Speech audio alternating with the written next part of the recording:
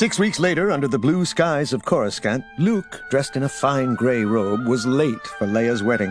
He'd planned to arrive early, but then the shuttle driver dropped him at the Alderanian consulate by accident, a building which happened to be nearly 200 kilometers from the Alderanian consulate.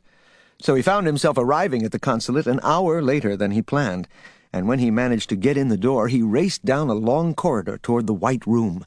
He turned a corner and found Threepio running frantically just ahead.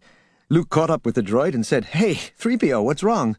Oh, Master Luke, I'm so relieved to see you. I'm afraid I've gotten us all into a terrible mess. It's all my fault. We must stop the wedding immediately." "What's wrong? What are you talking about?" "I've just learned horrible news from the city computer. It was cross-verifying some files and found that Han isn't royalty after all." "He's not?"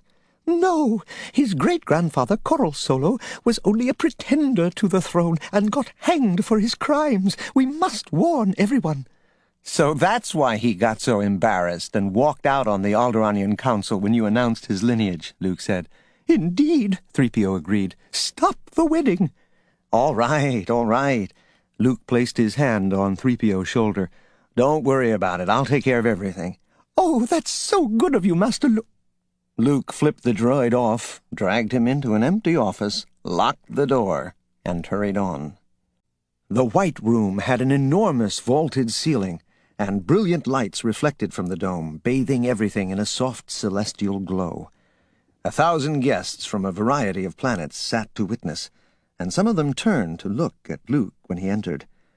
In the front row, Tenennial Dio and Princess Older sat together next to R2 and Chewbacca. Luke stood at the back, watching Han and Leia as they knelt across from one another, holding hands across the marble altar.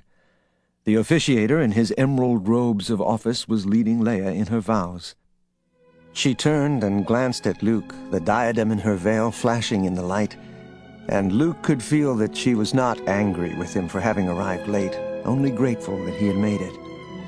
And at that moment, Leia was more serene, more content than she had ever been in her life.